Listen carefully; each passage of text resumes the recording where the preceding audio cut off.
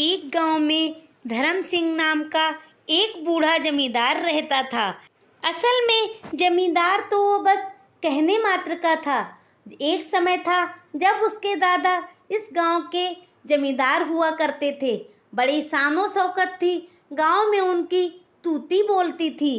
मगर वक्त के साथ जमींदारी चली गई और उनके दादाजी भी परलोक सिधार गए। घर धन दौलत ऐशो आराम से भरा पड़ा था। उस समय घर में सुख सुविधाओं की कोई कमी नहीं थी। नौकर चाकरों की भरमार थी। यूं कहें धर्म सिंह का बचपन बहुत ही सुख संपन्नता में बीता था। पिता पुत्र ने पुरखों की जायदाद का खूब आनंद उठाया। मगर कहते हैं ना कि बैठे बैठे खाली करो तो एक दिन नदी की रेत भी खत्म हो जाती है। वो तो धन माया थी। बैठे बैठे खाने से ऐसा वक्त आया कि एक दिन सारी धन माया समाप्त हो गई। धर्म सिंह की जवानी तो बड़ी ऐशो आराम में कटी थी, मगर अब बुढ़ापा बड़ी ही निर्धनता में बीत रहा था। एक तो झूठी शान, ऊपर से बुढ़ापा। धर्म सिंह करे भी तो क्या करें। घर का कीमती सामान और बर्तन भाड़े तक बिक चुके थे। संपत्ति के नाम पे बस ये जर्जर हो चुकी हवेली बची थी। कई वर्षों से मरम्मत न होने के कारण हवेली देखने में तो जर्जर थी, मगर थी तो काफ़ी बड़ी। इसीलिए एक दिन उसने विचार किया, ऐसी झूठी शान से क्या फ़ायदा कि भूख से ही उसके प्राण निकल जाए।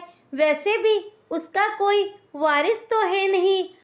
आखिर मरने के बाद इस हवेली का उपयोग गांव के लोग ही तो करेंगे। कौन जो जिंदा रहने पर अभी उसे 2 घूंट पानी तक नहीं पूछते हैं। अगर वो ये हवेली बेच दे तो उसे अच्छी खासी रकम मिल सकती है। कम से कम बुढ़ापा तो चैन से कटेगा।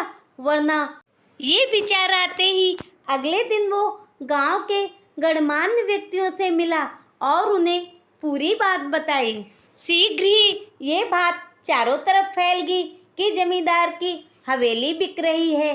दूर दूर से हवेली के खरीदार भी आते, मगर गांव वालों की सहे और उसका बुढ़ापा देखकर उसकी कीमत बहुत ही कम लगाते।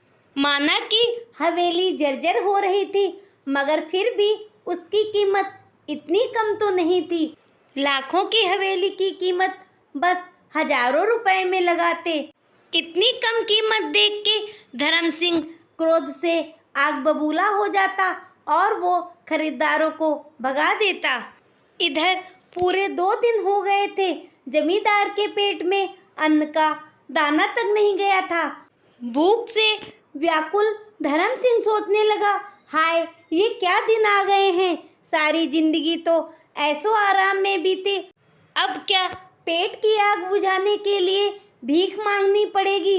हे भगवान, ये कौन से दिन आ गए हैं।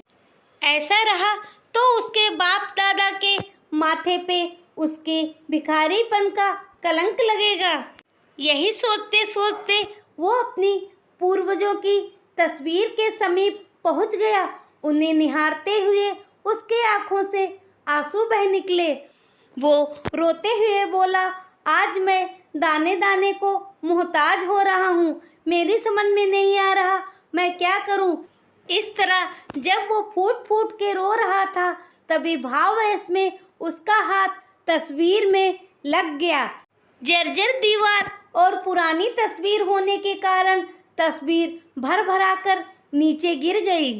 धर्म सिंह को ये देखकर बड़ा ही आश्चर्य हुआ कि जहाँ तस्वीर थी वहाँ जगह बनी हुई थी।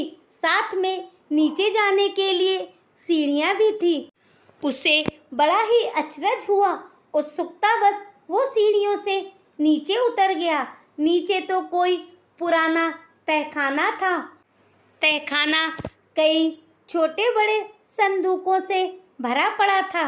उसने एक एक कर संदूक खोलकर देखना शुरू किया, मगर अफसोस की बात थी, सारे संदूक खाली थे।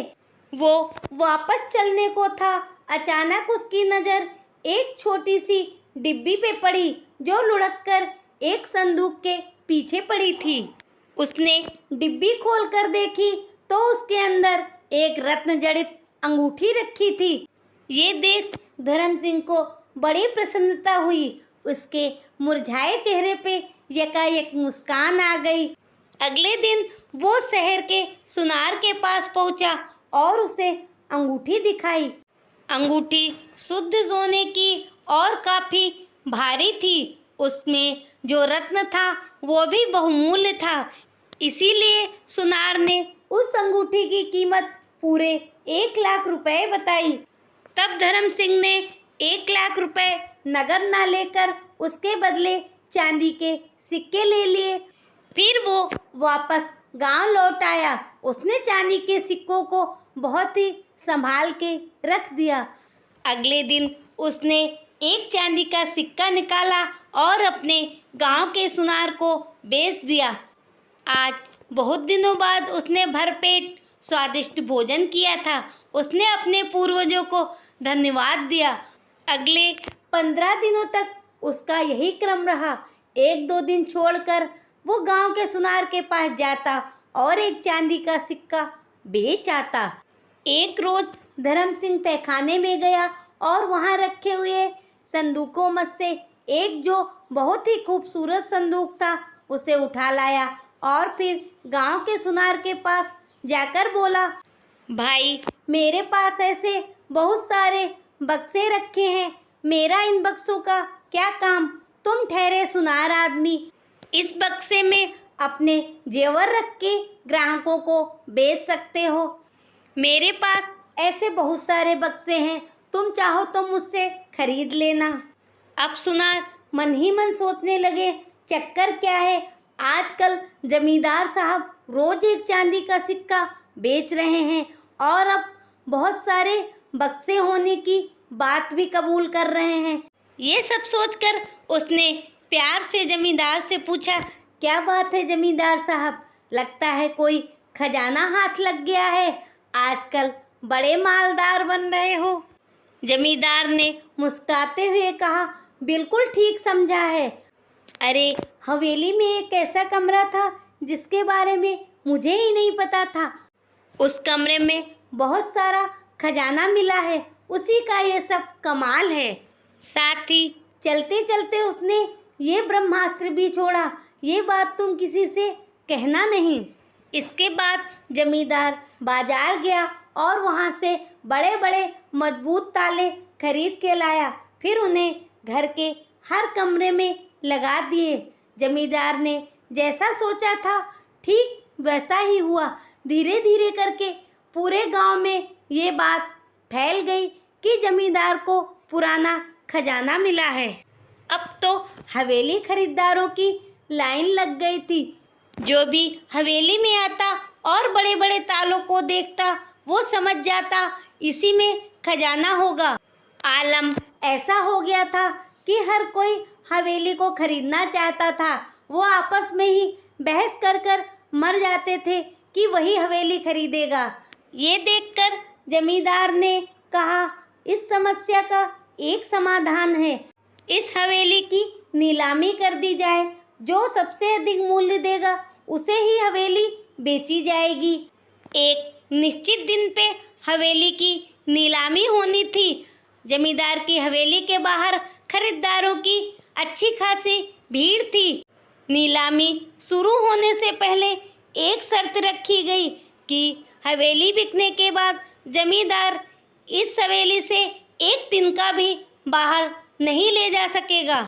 आखिर नीलामी शुरू हुई। मामला 2 लाख से शुरू होते होते 1 करोड़ में सिमट गया था। 1 करोड़ बोली लगाने वाले को हवेली दे दी गई थी। रुपए लेने के बाद उसने गांव वालों से कहा, अब इस गांव में मेरी हवेली तो रही नहीं है, मेरे रहने का कोई ठिकाना नहीं है, इसीलिए आज ही मैं शहर चला जाता हूँ। उसके बाद जमींदार रेलवे स्टेशन आता है। रेलवे स्टेशन पे पहुंचकर जो सबसे पहली ट्रेन आती है, जमींदार उसी में बैठकर एक अनजान दिशा की ओर चला जाता है। इधर जिस व्यक्ति ने हवेली खरीदी थी वो जल्दी से घर में आया। उसने पूरे घर की तलाशी ली, सारे ताले तोड़े, मगर उसे कुछ खास नहीं मिला। हाँ, उसे एक बक्सा मिला था जिसमें 5-6 चांदी के सिक्के पड़े थे। इस तरह जमींदार ने अपनी बुद्धिमत्ता से 10-5 लाख की इस हवेली को 1 करोड़ में बेच दिया था।